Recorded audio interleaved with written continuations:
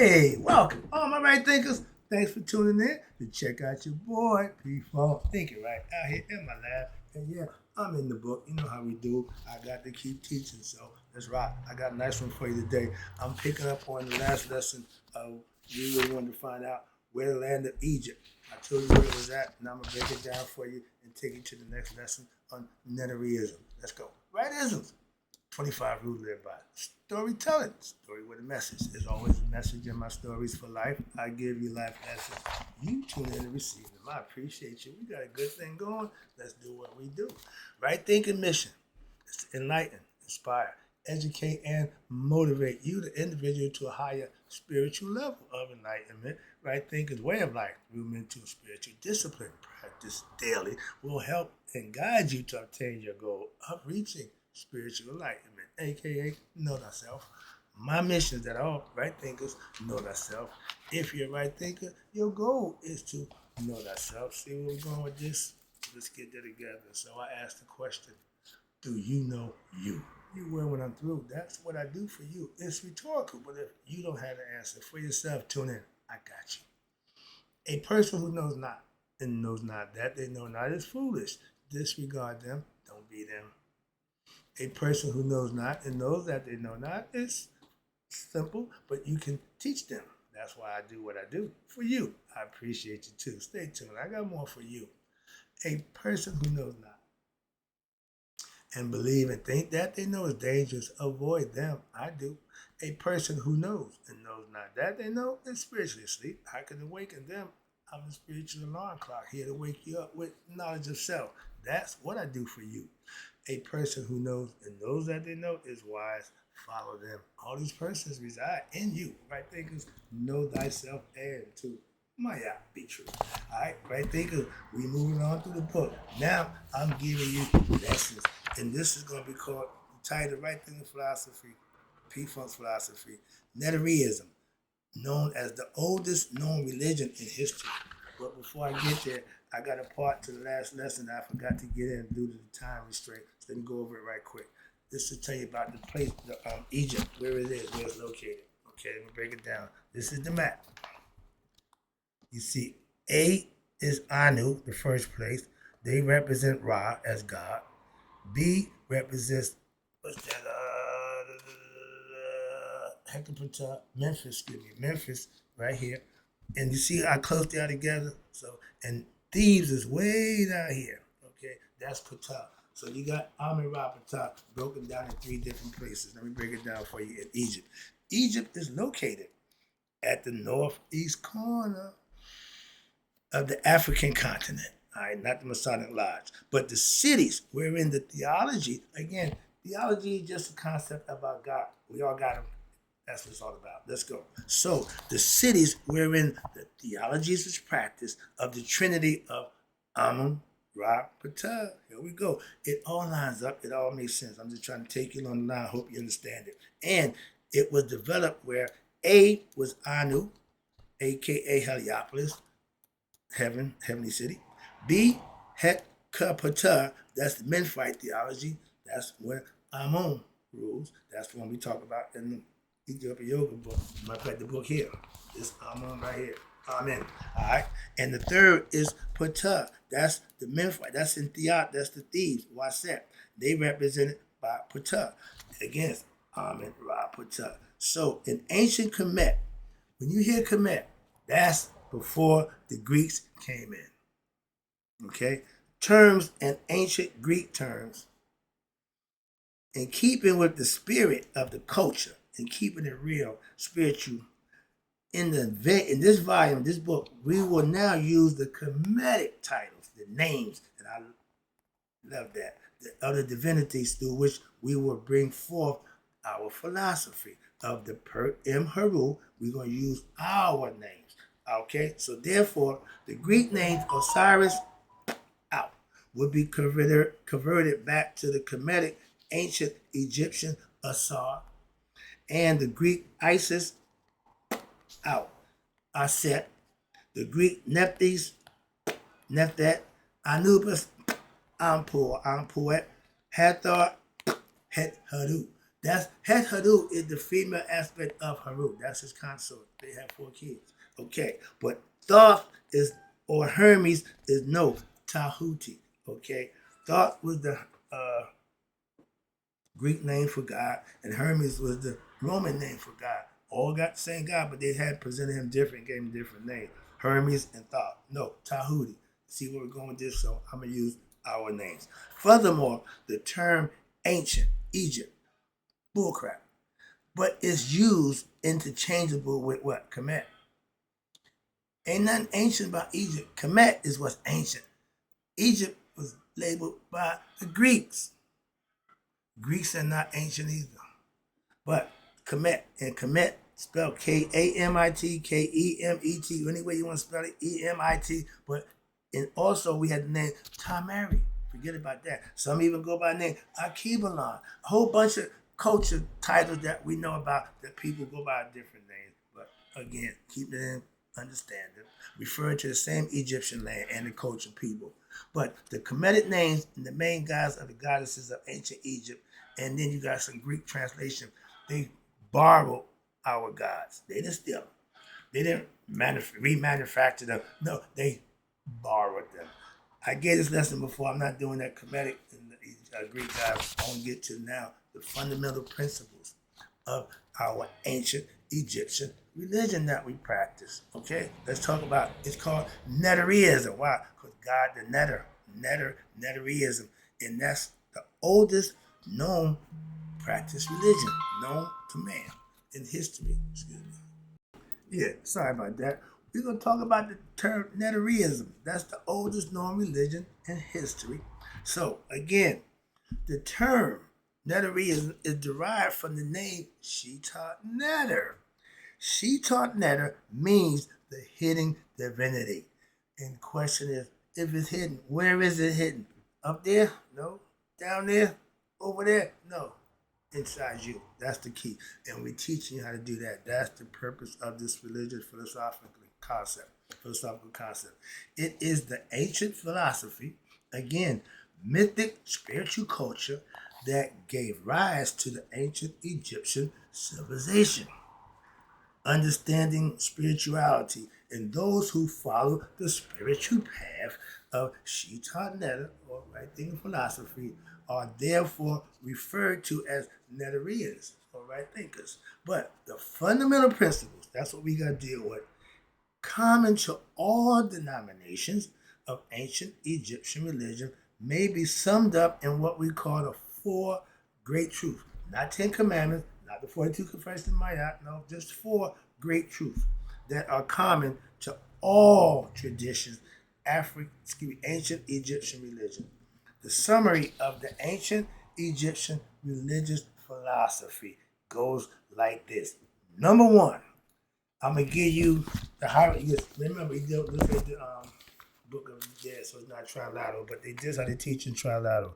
This is the word, this is the hieroglyphic meaning for the word. This is the breakdown of what the hieroglyphic mean, and then this is the word. Okay, so let's start. I'm going to sound a little funny, but I'm going to do the best I could with it. Pa-Neter, that's God.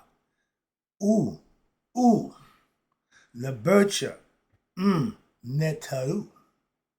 Now, that's what the hieroglyph says. Let's break it down to get the meaning. The Neter, aka the Supreme Being, God, is one. Everything comes from the one and alone. And as Nebercha, the all-encompassing, manifesting everywhere and in all things in the form of what we know as God and goddesses, which is elements that sustain creation. We have that understanding. Excuse me. Yeah, sorry about that. But it's saying here, the Neter, the Supreme Being, is one and alone. And as the Nebercha, manifesting omnipresence, that means everywhere, and is in all things in the form of God and goddesses, meaning male aspects and female aspects, not man and women all the time. It's all esoteric teaching and it's trying to get you to understand. So let's move on to the next one, the great truth. Number 2, it says, An Mayat Shu Saul Set is Kum. And Kum is spelled Khemen. Then you got Kumunum, Kuno, Kunu. They got a whole bunch of Kum. But let's see what it says. Lack. And means lack of righteousness. We know Mayat is righteousness. And Swa Saul is bringing fetters, meaning self-imposed problems on yourself to your personality. And these fetters is caused due to your ignorance of your higher self, aka the divine. When people believe in God, they do a whole bunch of stuff because they just believe in God. When people had an experience with God, they become one with God, they know God, and they're not going to go against God. That's what I mean by doing the right thing. I know right from wrong now. I knew back then right from wrong. I just chose to do wrong. Now I just choose to do right. It's still a choice. By that means you have a choice. He made his choices, but I tell you all the time, if you're willing to suffer the consequences of your actions, have at it. Why? Because you're going to have some repercussions. So, and if they're good actions, you be blessed. I'm telling you that every day. I can't make that point no more. I blessed for how I live. And that means I'm getting what I need. So it ain't got nothing to do with nobody else. How you get blessed is the things you do, and that's meaning you getting what you need. But I can tell you from experience, I'm not here to preach to you about how good God is. I'm telling you how to earn blessings by what? Doing the right thing. That's got to be recognized by God. And when you are not serving him, you serving you. That's becoming ignorance of the divine. You can serve you. You can serve God. I serve God, meaning I offer selfish service. That means I'm a giver. And the phrase, God blesses a cheerful giver. Who knew? Who knew? I do now, so I'm trying to explain it to you. You can practice it too. It'll work. Trust me. Trust me on that. If I say it, trust me, it is what I say. All right, moving on. Number 3 of the great truth.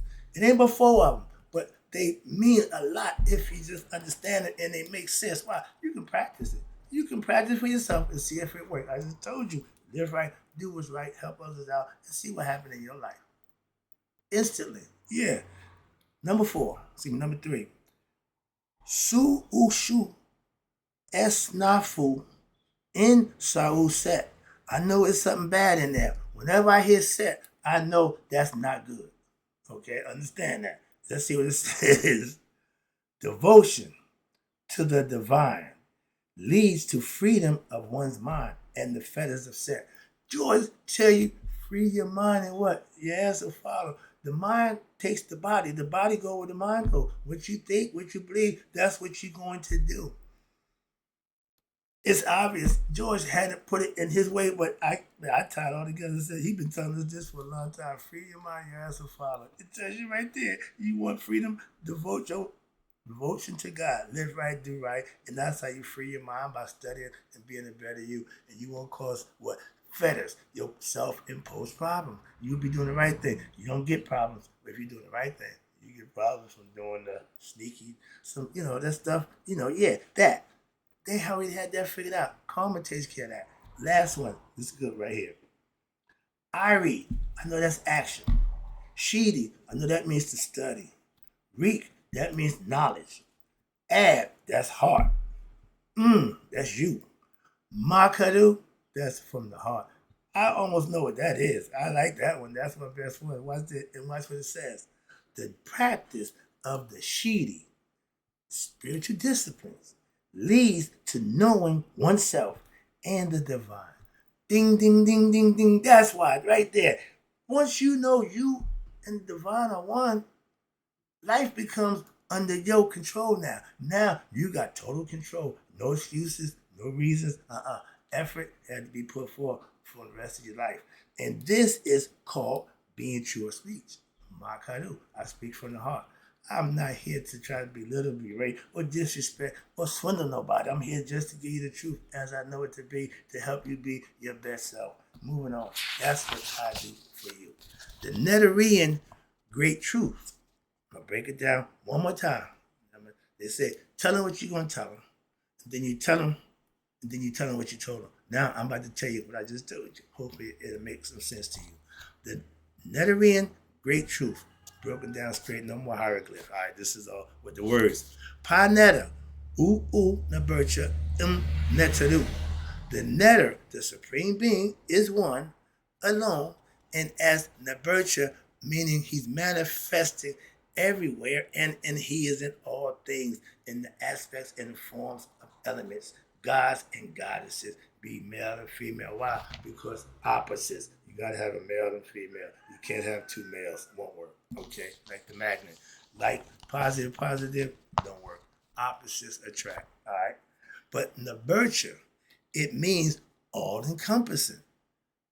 God is spirit and awareness. That encompasses everything. From the spirit to knowledge. Yeah, that's God. And the all inclusive, okay, all embracing, all knowing spirit, which pervades all and who is the ultimate essence of all. They gave that title to Amun, the hidden one. They giving God his props, but they teaching you how you can get yours from him by devotion to him and do the things. He'll do his job. Everybody tell you, God, you do one step to God, yeah. But this is the original concept. That's what I'm trying to say. What's this? And it says, this first truth is what unifies all the expressions from the Commission religion concept. Okay? Understand that God is the one. Everything comes from the one. All right, so that's the first law. And when it says An Mayat Swa Sa Set Kunam, that means lack of righteousness, meaning living wrong, doing the wrong thing, doing you. That brings fetters to your life. Your personality, which is the ego driven, and these fetters will lead to ignorance of the divine. You don't know God. Why? The ego is God out. So you and God ain't on the same wavelength. That's part of understanding. And what's this? Now we're going to tell you what's the cause. When a human being acts in ways that contradicts the natural order of nature, aka Mayat, you got negative qualities. You ain't thinking right, you're thinking wrong. You ain't acting right, you're acting wrong. Simple as that. So these negative qualities of one's mind will develop within that person's personality. As he think it, so he do. These are the afflictions, again, upset due to your ignorance and your egoistic state of mind where you think it's all about you. And Set is that nether. He's the God, but he's the God of egoism and selfishness.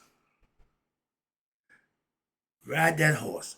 The afflictions of Set will include these qualities of your character. Pay attention, please. This is what they don't tell you about Set. Yes, Set the ego, Set the devil. No, these are qualities that you have if you are Setanian, and these are you match yourself up.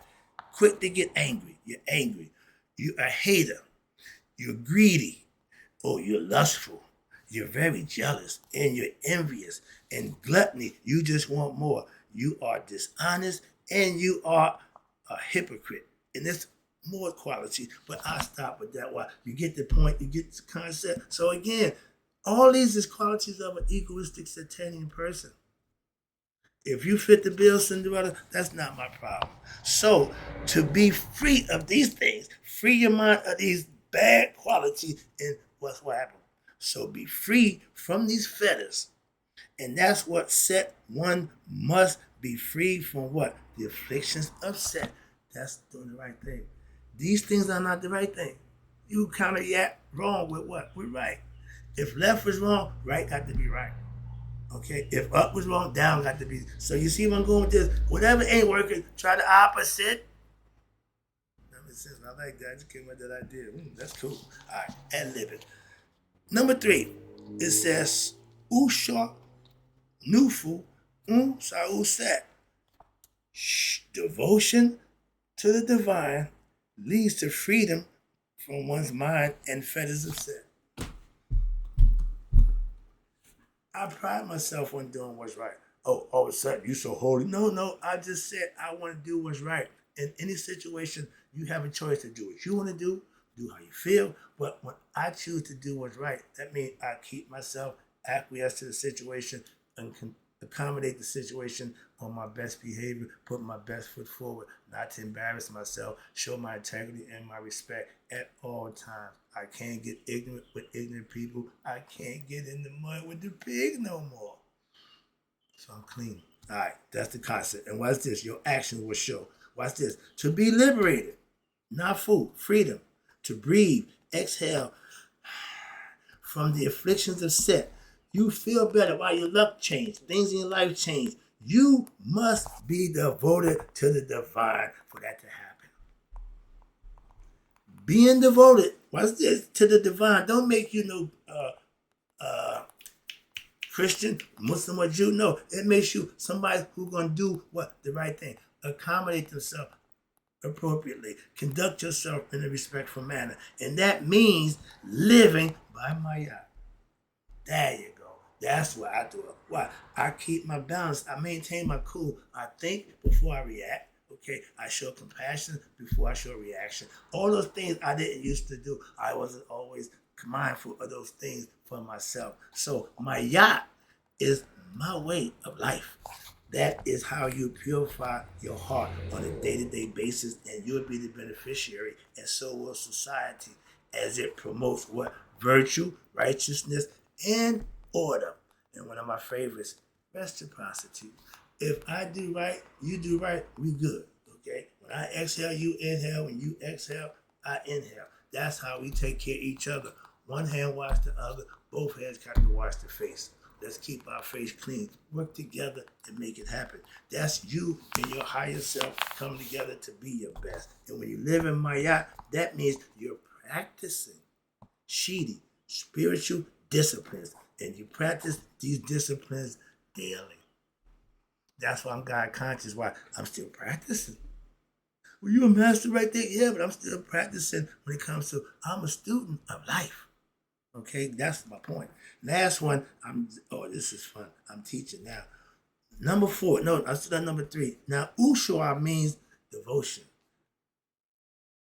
In Masonic order, they call it a sign of astonishment. But that's dua. It's called a dua. You show reverence, hands up, palms up, and head down. You prostrate yourself. Usually get on the ground.